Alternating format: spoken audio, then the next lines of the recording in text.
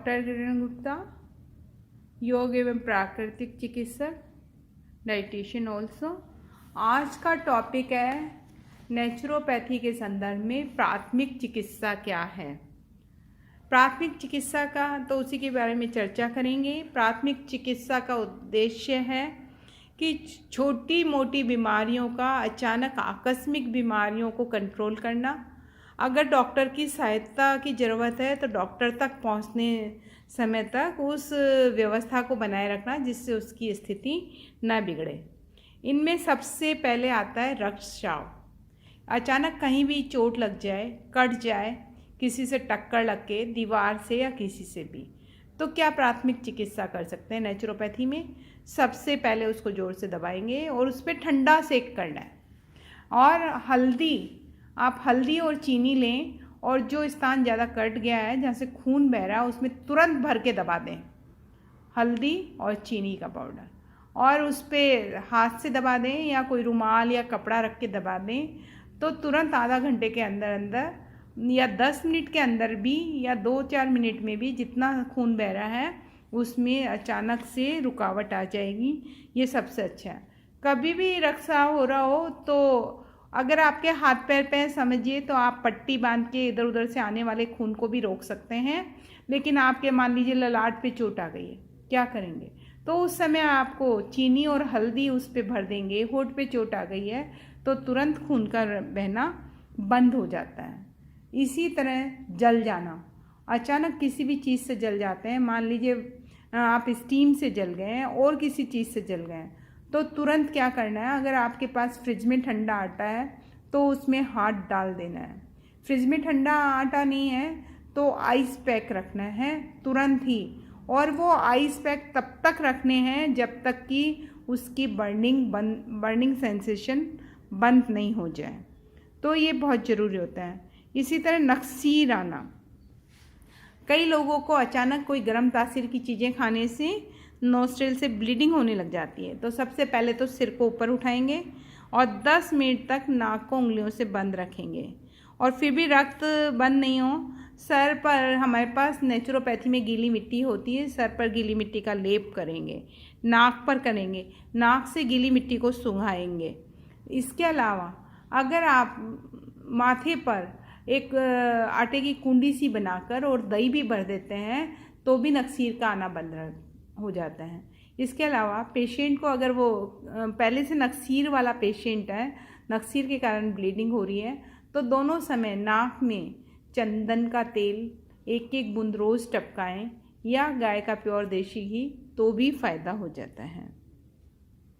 अब इसी तरह किसी को बेहोशी आ गई है, वो गैस से भी हो सकती है, धुएं से भी हो सकती है, अचानक किसी को फिट्स आते हैं, उस समय क्या करना है, मरीज को वहाँ से सादा हवा में लिटा दें, मुंह पर पानी के छींटे मारें, होश आने के लिए उसके एक तो नाक को उंगलियों से पकड़कर बंद कर दें, दूसरा एक्यूप्रेशर पॉइंट दबाएं, उसको हीलिंग दें, रेकी या प्राण शक्ति हीलिंग दें, तो भी उसे होश जल्दी आ जाता है।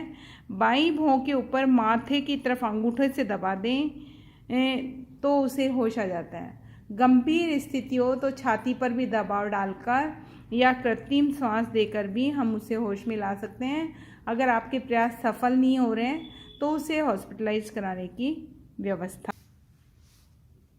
हड्डी टूटने पर, समझिए चलते चलते फ्रैक्चर हो गया है, हड्डी टूट गई है, तुरंत क्या करना है, उस पैर को या उस हाथ को अधर की अधर लेके घर पे आएँ। बहुत तेज़ दर्द हो रहा है, इसके लिए बर्फ़ की सिकाई करनी है, बर्फ़ बांध देना है। ये नहीं 10-15 मिनट, 2, ढाई, 3 घंटे तक बर्फ़ बांधे रहें जब तक कि दर्द सही नहीं होता है। हॉस्पिटल जाने तक बराबर बर्फ़ का आइस पैक बांध कर ही हॉस्पिटल जाएं। और ऐसा लगता है हाथ हिला के देख लें, हड्डी नहीं टूटी है, थोड़ा शायद लिगामेंट फ्रैक्चर ही रहा होगा, तो बर्फ़ की सिकाई से सही हो जाएगा। और हॉस्पिटल जाने तक 2-3 घंटे तक केवल सूजन आ रही है तो सूजन में हॉस्पिटल नहीं भागे, पहले उसको सूजन उतारने के लिए आइस पैक्स को 2.5-3 घंटे तक आपको सिकाई करनी है, जब तक कि पूरी सूजन नहीं उतर जाए, चाहे वो मुंह की चोट हो, फेस की हो, या हाथ पैरों की, या नीचे टांगों की।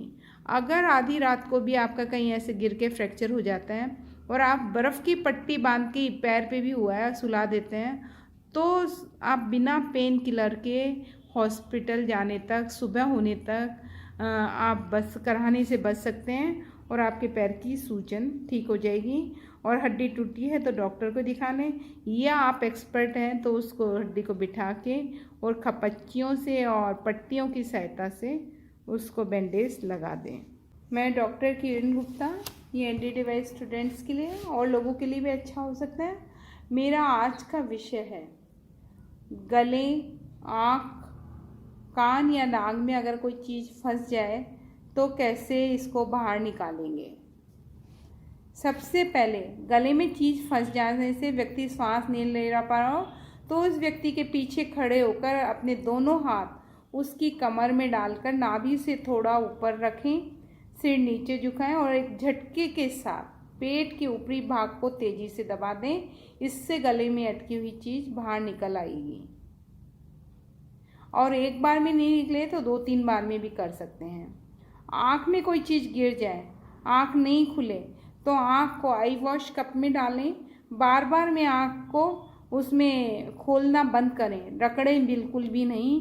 दूसरा, जिस आँख में कुछ चीज़ फंसी है उससे दूसरी आँख में भी आप हल्का सा हाथ रखेंगे, थोड़ा सा मसलने जैसा, तो उस आँख से निकल जाएगा। जिस आँख में चोट लगी है या कोई चीज़ गई है उसको बिल्कुल भी नहीं रोकना, उस पर सिर्फ बर्फ़ का सेक करना है या आई वॉश कप में आँखों को डुबाना है। और इस तरह से भी ना निकले, खोलने बंद करने में भी, तो तुरंत डॉक्टर के पास जाना है, देर ना करें। इसी तरह अगर कोई कान में कीड़ा चला जाए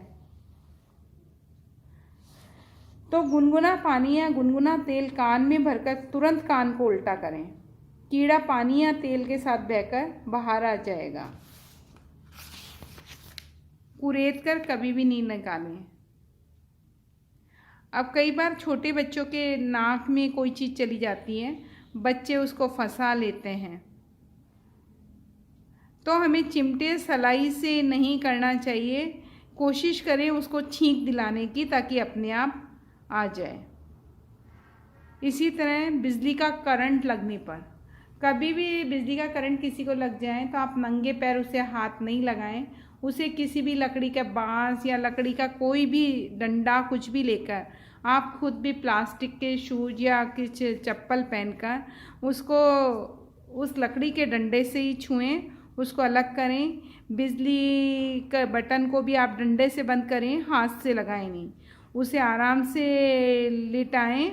जब वह व्यक्ति छूट गया हो, उसे सांस नहीं आ रही हो तो सांस दें, ठंडे छींटे मारें, उसे पानी पिलाएं।